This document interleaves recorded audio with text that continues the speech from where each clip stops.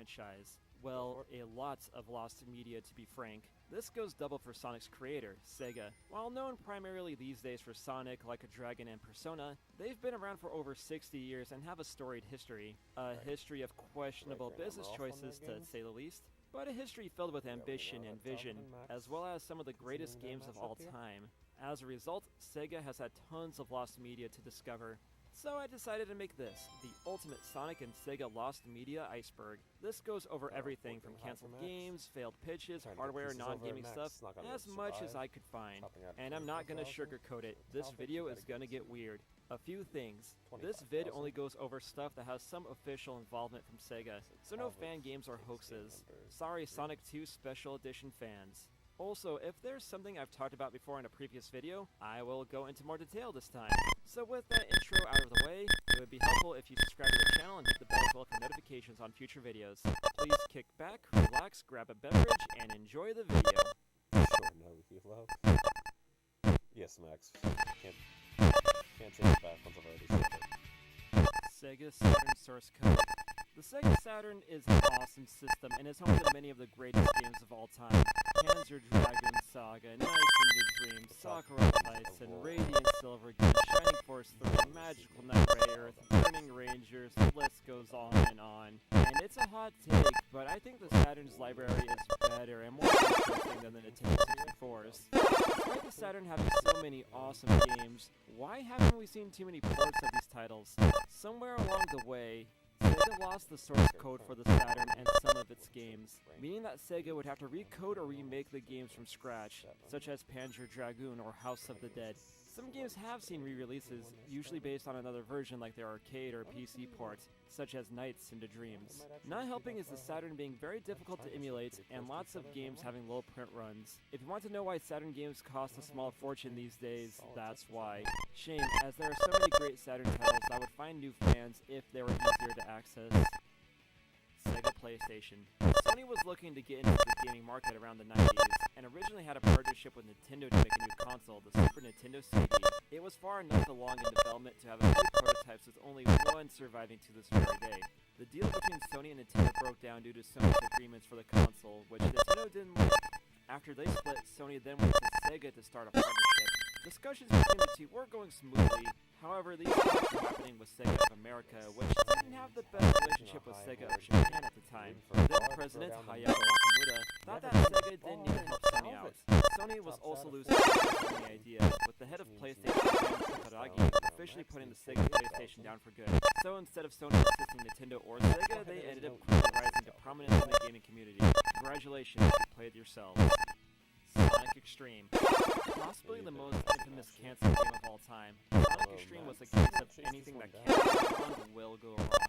Sonic Team wanted to take a break from Sonic games and got the Sega technical STI to make the next Sonic game for the next major Sega system. The development was a mess. The dev team was using two engines to make the game, one for the stages and one for the boss battles.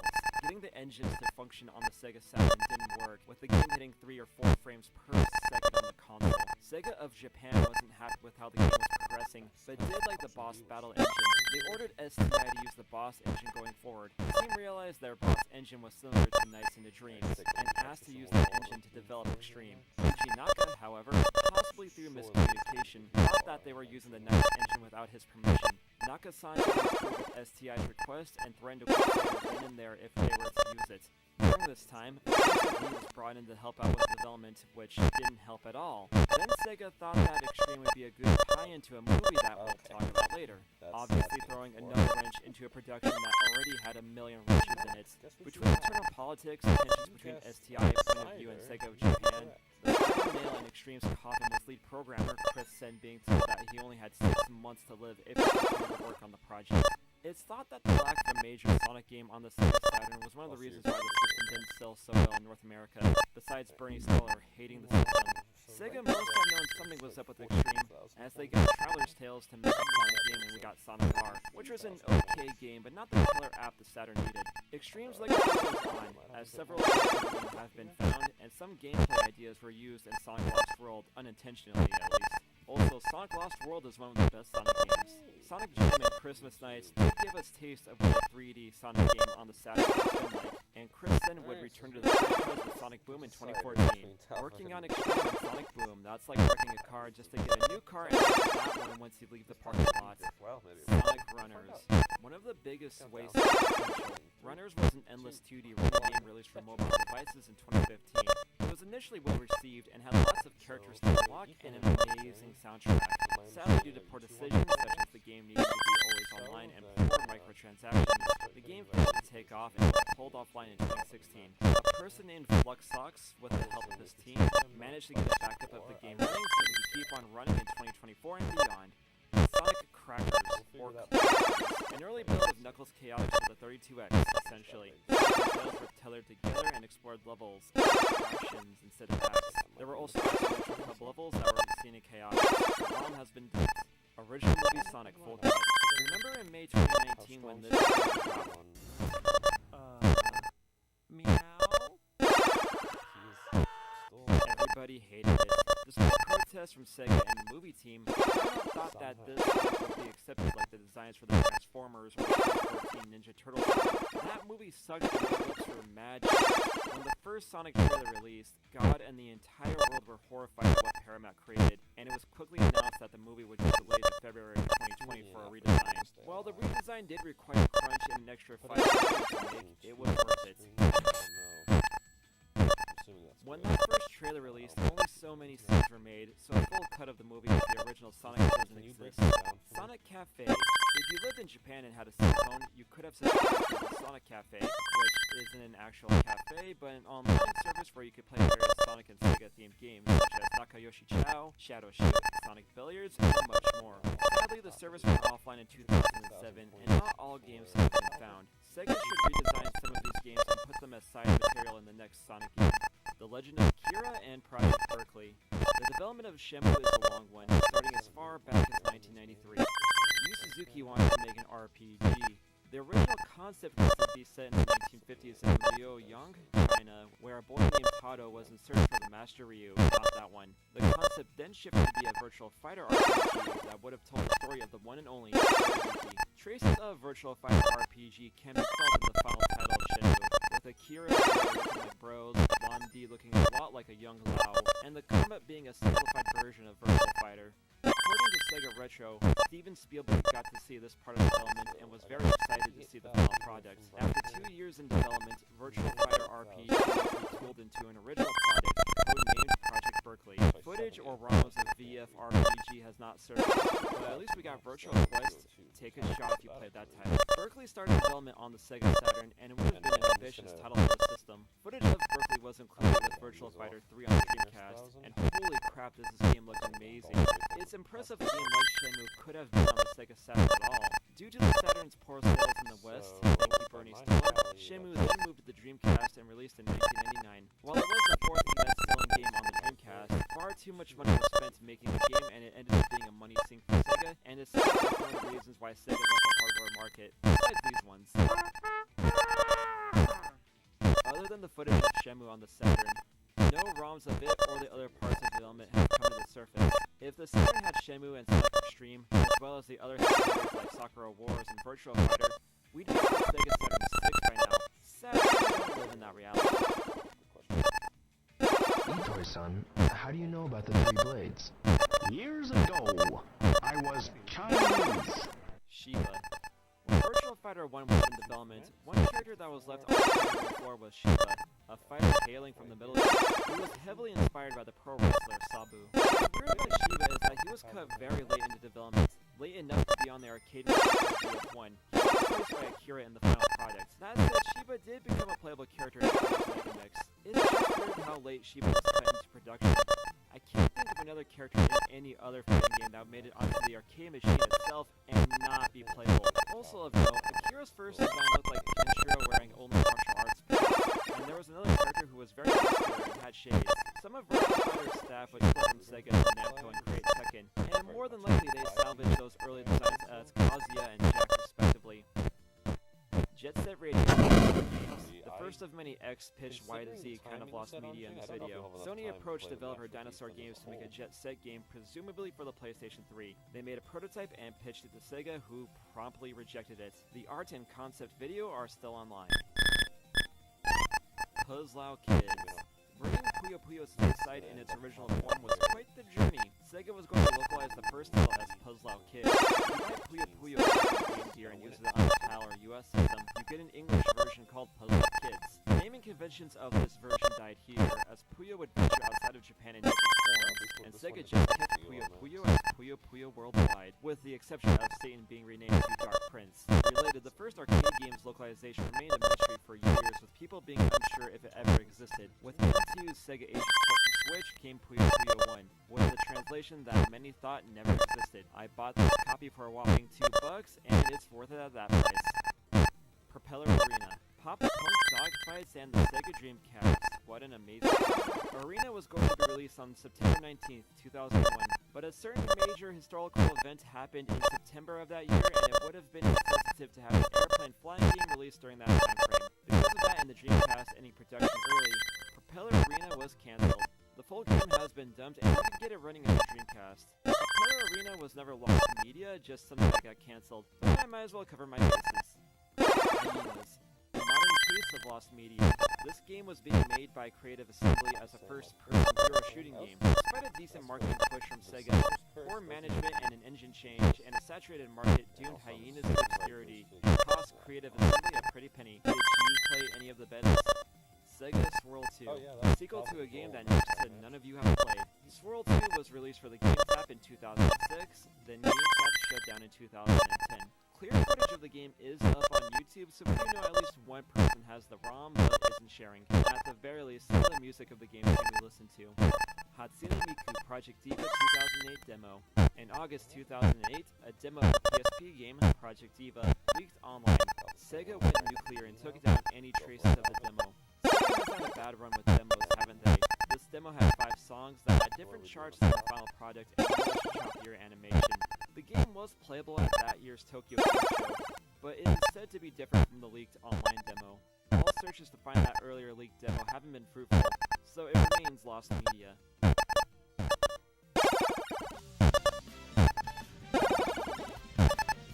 Sega VR. A well-publicized add-on for the Genesis was the Sega VR, virtual reality headset. Well, this is Sega, so it's probably called Virtua Reality. Sega of America was flush with cash thanks to the success of the Genesis, so they had an idea for a VR headset. It went under extensive testing and made a few public appearances. Despite some hype, the VR was cancelled because of health concerns, as it was so immersive that players would have bumped into things while playing. Really, it was just too expensive to make, and Sega was already flooding the market with the Sega CD and 32X, and the tech just wasn't there for VR in the early to mid-90s. Iron Hammer, Matrix Runners, Nuclear Rush, Outlaw Racing, maybe Virtual Racing were planned, as well as a tech demo scene within Sega. Thanks to the Video Game History Foundation, Nuclear Rush can be played on VR devices with an emulator. Iron Hammer's prototype is in a collection but hasn't been dumped. The other games haven't been found.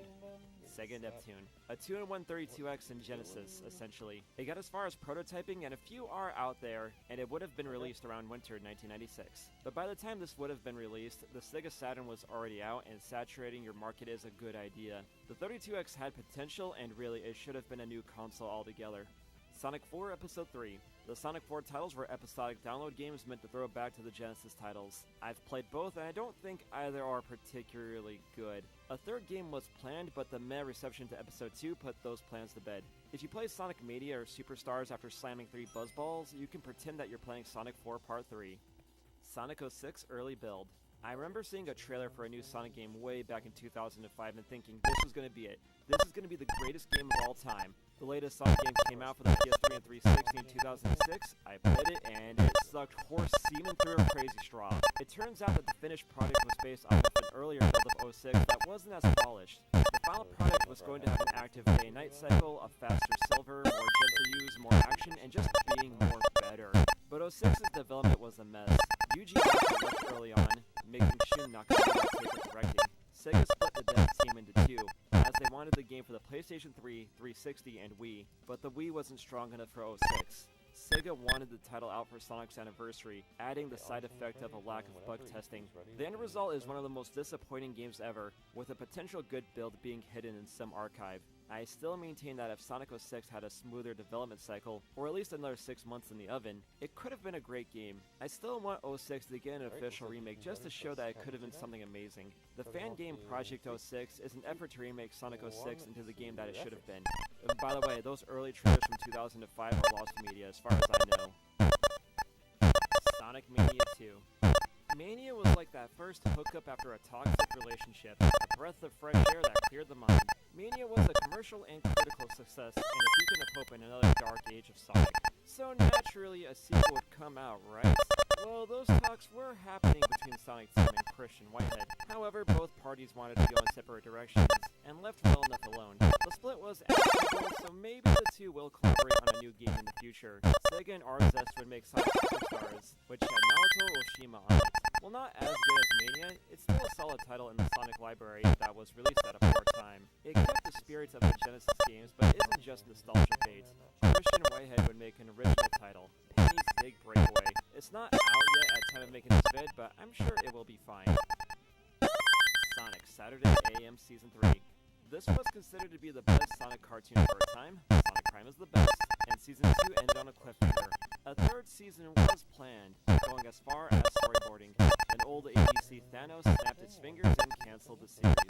Despite high ratings, Disney bought ABC and cleaned house, and Sonic Saturday AM was exiled onto the USA Network. There have been attempts to finish the series, but none of them have gotten off the ground. With the Ken Penders lawsuit, Sonic Saturday AM will never see a true ending. At least it lives on with that goddamn life-size Sally Acorn sex doll with bones carved from wood. Imagine the smell of that thing. Adventures of Sonic Pilots. To get a cartoon off the ground, you gotta make a pilot. The Adventures of Sonic Hedgehog is no different. I used to watch it as a kid, and that show was insane. The pilot went unseen outside those in the industry for years, outside of a brief cameo in the show proper. The pilot being seen inside the show, what a concept.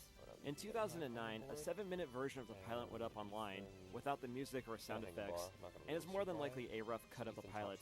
There's barely any dialogue, and the animation is noticeably smoother than the final show. The show was already a fever dream, and watching a pilot without music or sound effects makes me feel like I huffed a whole bottle of glue. According to the Lost Media Wiki, the pilot was included in the Blu-ray set of the series.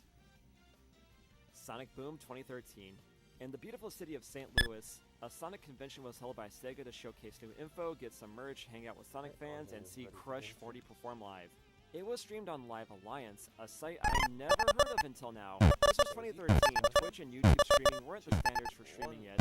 Some clips have been archived and put into official recaps, and there was a mirrored stream from fan SSS1001 on livestream.com. Sega must have it archived, but after a move and a large turnover in staff, it's doubtful that the full stream for Boom 2013 will ever be seen in full.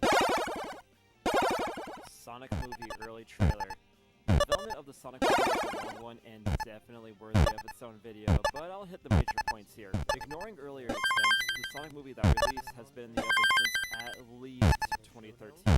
Sony was going to fund it with Neil H. Moritz as producer and Chris Miller and Pat Casey as writers. However, between the Sony hack and Tom Hoffman icing the project, it went into limbo.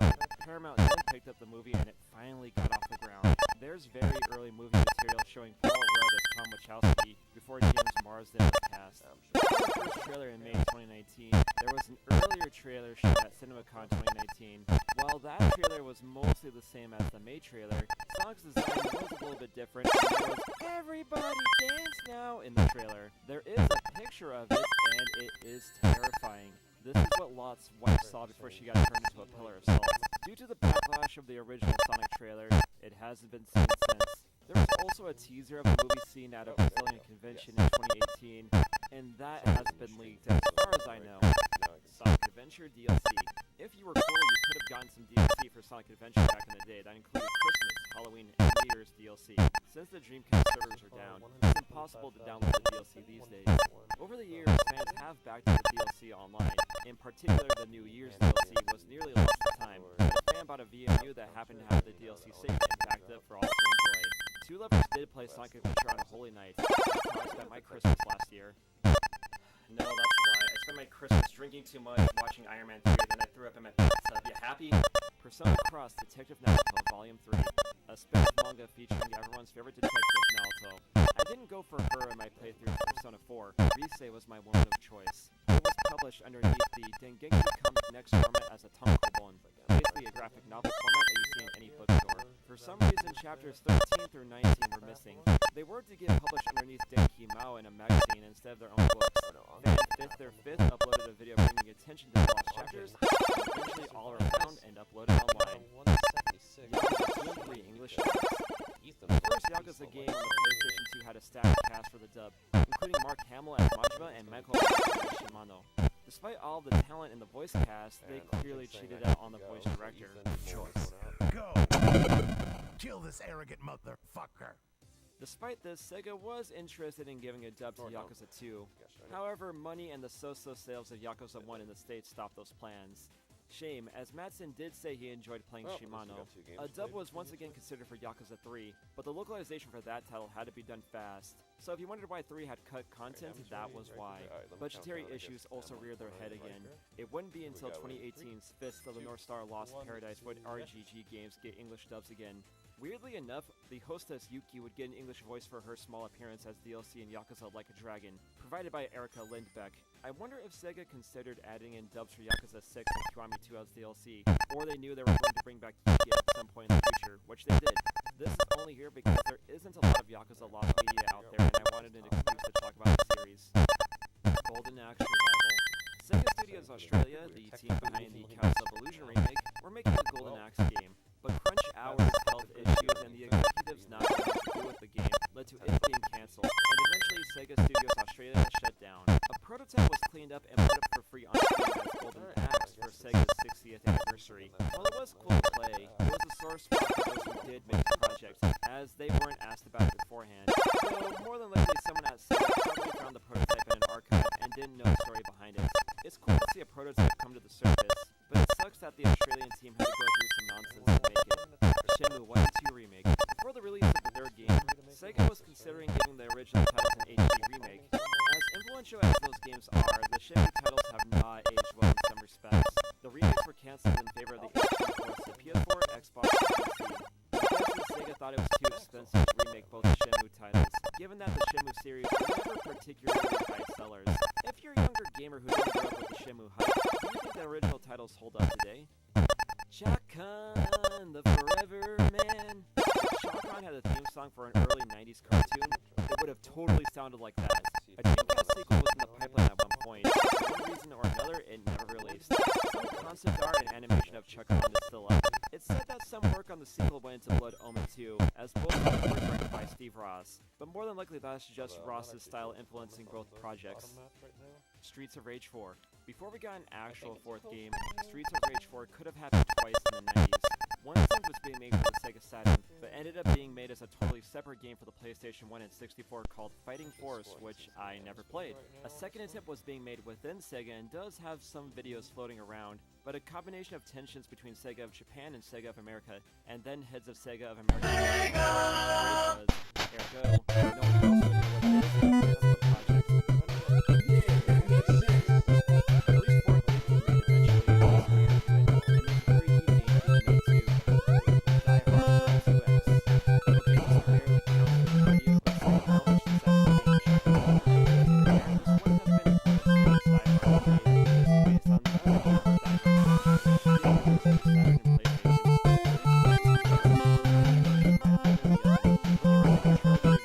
PlayStation.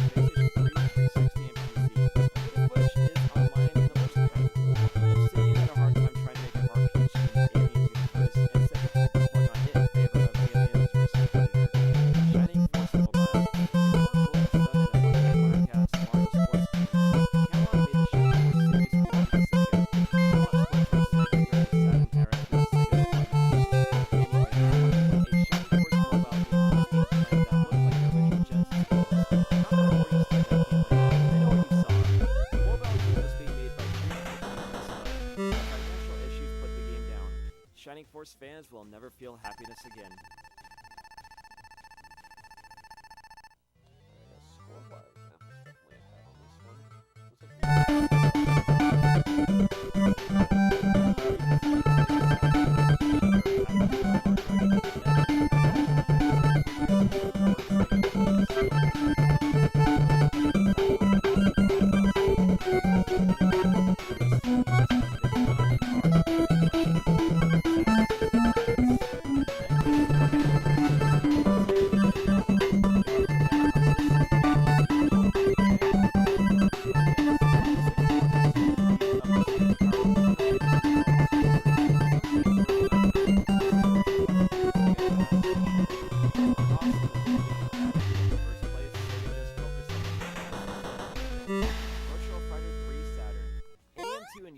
Were tired of hearing how powerful the PlayStation was compared to the Saturn.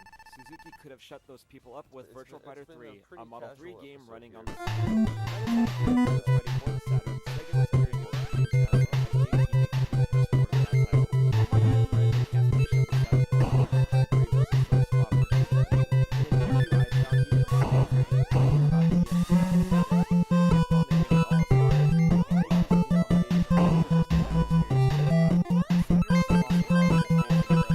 Saturn was the first spot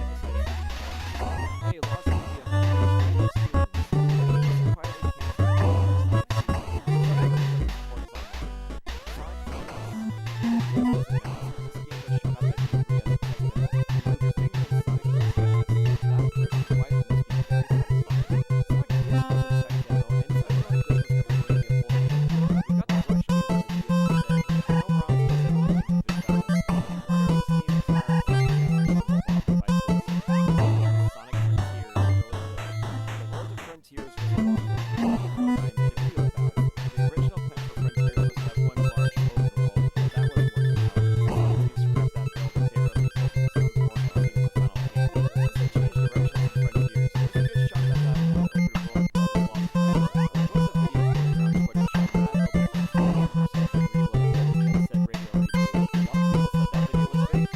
more about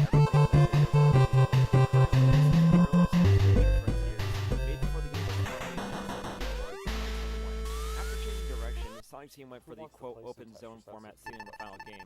Unfortunately, time constraints caused the back end of Frontiers to be rushed.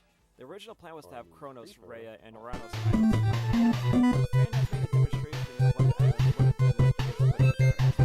At least Sonic Team got to make some pretty good for Frontiers to the final horizon, where the difficulty was slightly with the 83 English. I'm the coolest, so I managed to get the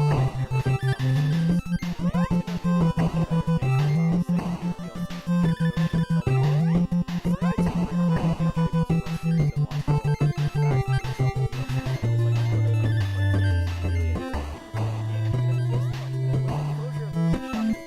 After I cleared it, thanks for nothing, sharks. Sonic Lost World DLC. Sonic Lost World is an awesome game, one of my favorites in the Sonic series.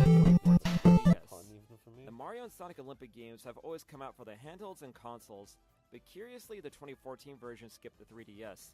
There are some eyewitness reports of a 3DS build, and Polygon had screenshots from the alleged 3DS version on their site until they pulled the